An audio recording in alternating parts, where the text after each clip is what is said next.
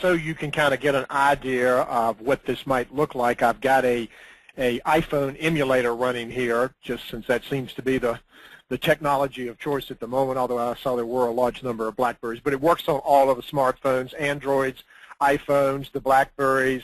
It even works on the iPad, so it's there to embrace whatever your current technology is. So I'm just going to click on an app, as you would do on any of these smartphones here that we have for our MagicMobile product. And it's going to bring me to a login screen. And the login screen is the same login screen you were used if you were sitting at your desktop logging into SDE from your desk or your cube. And I've got mine configured for username and password. So I'll go on and log in. And again, just like it's presented to you internally, I'm logged in as kind of the super sysadmin, so I can see all the groups. But as Brett mentioned, and something I will show you in a few minutes, based on your login, the group that you belong to, I can define what all that you even see when you get there. So we'll just go into desktop support. And based on my login, these are the things that I'm permitted to do. Again, this is something that you can control by group, which forms that any given group has their access to based on their roles within the organization. So let's just get started by picking an incident here. So I've elected that you can see them in the fashion of who's the client, what's the urgency of what they're doing, and kind of give me a brief subject of what's going on there. So we'll just pick this one at the bottom of where we've got incident number 325. What department wasn't shown there. The subject was a hardware issue here. The urgency was high. The client was Rafael Cortez, and the description that they provided when this incident was originally opened was here. I could go in and, of course, change anything I needed to do here. I could go over to my menu if I wanted to route this to another user or another staff member within the group. I could close the ticket from this point after I updated the resolution field. Or likewise, as you would do on your internal workings of SDE, I can go down to what would be the bottom of the form where your incident details is and add some entries as to what I'm doing to try to resolve the ticket. So I would pick from your action ID, of course, the same way you would do it in normal SDE. So I'll just put a note into the system here and then come in and indicate the notes that I want to be associated with this particular record and try to learn how to spell something there. So once I do that, that becomes part of the system there. And then depending on how you have configured your system, if you want us to capture time blocks of the amount of effort I put on this particular entry, we can certainly make that available to you and save it. And it lets me know that that particular ticket has been updated back on the system. So at that point, I would be ready to, just go back and pick up the next incident that I wanted to do, switch to another incident, or if I happen to be roaming the halls or whatever and somebody pulls me in and says I've got an issue, I could just go and create a new incident or work order or change request, whatever module I'm in, right from the smartphone here. I could look at a list of quick tickets or predefined templates, or if I didn't want to use those and I wanted to do it manually, I could just go in and pick it. This is something that's going to be with the IT department. The subject that I'm going to categorize this as is an exchange issue. I could go on and assign what my urgency was here. I could identify that the client that I happened to walk by was Barry Brooks here, who called me to come in. I could come in and again enter the what the problem is that they're asking me to give them some help on here.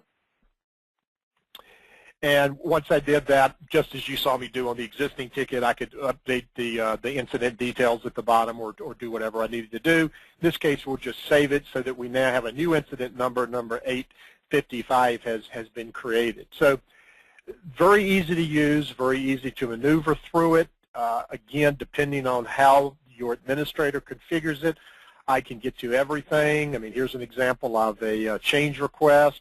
Who is it assigned to? What are we doing? Why are we doing it? And all of the forms, as Brett mentioned, are accessible on the iPhone or the BlackBerry or your Android or your iPad, whatever you may be using. So the real strength, and we've had this product out. This is version 3, so for a number of years we've been allowing our clients to do this. But what's really enhanced it considerably is that Brett and his team have now developed this user-controlled administrative tool to allow you to configure this thing for the look and the feel and the business process that your company follows without having to necessarily call in a consultant or something. So I want to kind of briefly walk you through what that looks like. So you've really got 2 or 3 tabs up here that you're going to work with when you're in the administrative tool. The first one on just the kind of the global application configurations, I'm going to define a couple of things. One, I'm going to define on those forms, typically work orders where you are trying to record time. Do you want them to just enter their time, or do you want them to pick, as you saw me do on the work order a minute ago, where it went in incremental blocks of 15 minutes? So you take your choice there for how your environment is set up. And then, of course, you're going to define which type of authentication that you want to follow. Is it the standard, password and that you do, or are you running your SDE environment in a Windows integrated authentication situation, or oops, timed out here, apologize. I had that up before y'all got here, and that's just what happened. So what type of integration, authentication you want to do? You're going to use the Windows integrated authentication, in which case, if you've already authenticated to your domain, you're good here. Or you're going to use some type of LDAP, in which case we would give you a screen right here to configure the pathing to your LDAP server and allow that. So whichever type you're using with your regular environment, you would probably want to use here as well. And I'm just going to leave mine at standard for the moment. So if we pop over to our menu tab here, this is what controls what we see when we first log in on our phone. And this is the default look, and you'll notice that follows exactly what you're seeing over there. And so this is pre-configured for you out of the box to let everybody see incidents, work orders, change requests and approvals, if you have those modules, of course. Your configuration items from both the catalog and the inventory items list. Maybe you get to your whiteboard from the phone, and obviously just your log-off menus and all. So if I wanted to then change what the permissions were for a given group, this is where I'm able to go in and do that. So let's just grab one of our groups here. Let's pick the networking group. And as you can see, out of the box again, the defaults are the same. So I'm going to log off here and log into that networking group so we can kind of see what happens as we do this. So I'm going to change it that whenever a user, a staff member from the networking group logs in, we're going to restrict what they're doing here. I'm going to say, they certainly have no reason to be in the change module and therefore not into the change approval module. I'm going to say, really, they're primarily doing incidents. We'll say they don't need work orders, but I am going to give them the access to one of my other departments, one of my other modules that I may have out here, where I'm going to give them, because sometimes they have to actually purchase something to fix one of the items in their system. So maybe we'll add that module. And again, it could be anything that we had out here. I'll add that to their configuration. And then once I save that, if I now log in over on my emulator device and I pick my networking group here, you'll see that we're now following exactly what we were showing here. There's where I added the purchase right here. Again, if I wanted to get rid of the whiteboard here, if I wanted to get rid of the CI types, if I wanted to get rid of the inventory, once I saved the form and came back into here with a simple refresh, you would immediately see those changes reflected on anybody who was logging into that particular group again. So here we go back to our networking group, and you can kind of see how things have changed to match what we did over in our administrative tool. So it's real time. As soon as I save it here, it's reflected back on the SDE application server where this is hosted. Then on your forms itself, and this is probably where most people would do their customizations, again, we want to control what happens, perhaps for different groups working incidents, might need a slightly different view into what's going on. Or perhaps an even better example is maybe we are using the base incident form because it's, it's got why you're calling, what's the issue, how we're going to resolve it. But maybe you've got some different versions of that form configured, one form for the IT group, another form for the facilities management group who are tracking grounds-related issues, maybe a completely different form based off of the incident, perhaps the human resources group. So while they're all using the same base, the look and the feel and the order might be different by group, and then this tool allows you to do that.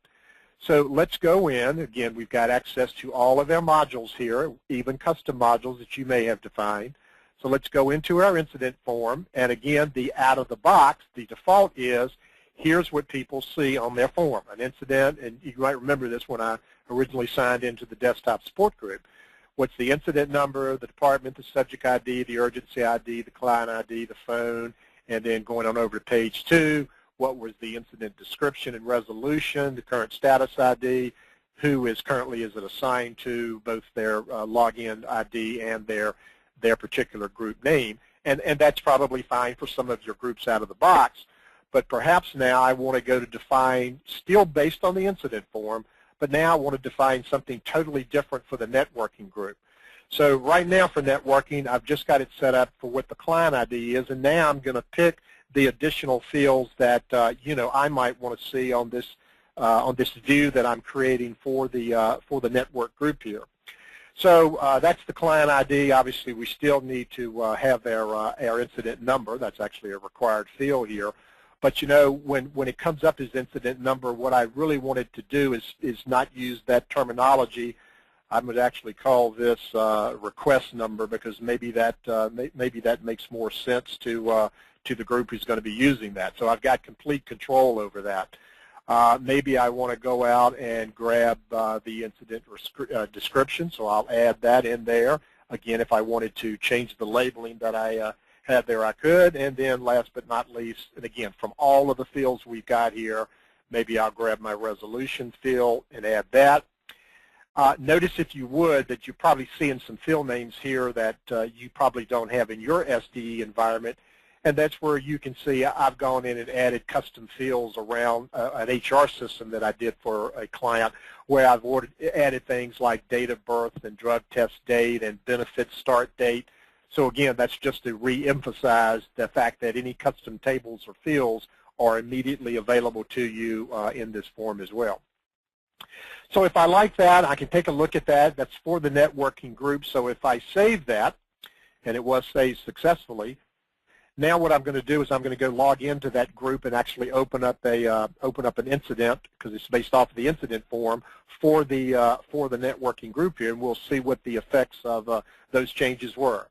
So I'm logging into the system. I'm going into the network group. I'm going into my incidents here, and I'm going to pick one of my units here that we'll just pick this one.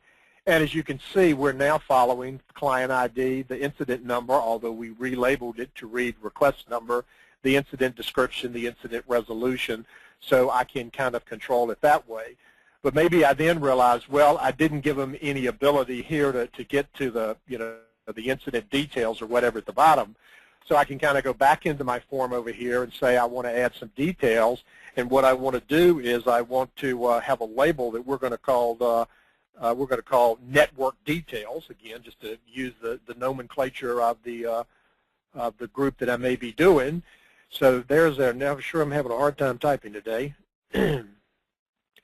And of course, this is going to pull from the incident detailed section. Most of you who do forms in SDE certainly recognize what I'm doing here. So it's based on the incident details table, and obviously the thing that's linking the two together is it's the incident number controls that we're always working on the same one.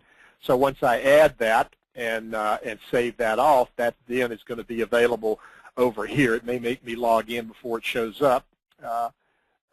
Yeah, we'll have to go back and log back into there, but then you will see that that show up. So we go back into this ticket. We're working this particular ticket here. If we now go to our menu, you'll see that we've added this linked section here, network details, where if I clicked on that, it would go and show me a list of all the incident done. I'll pick an action ID. Obviously we did a bill here. We put in whatever our notes were. Again, this is pretty normal for most of you folks. Again, if I wanted to track my time that I spent 30 minutes on that, I could save that, and yet I've now got my record update.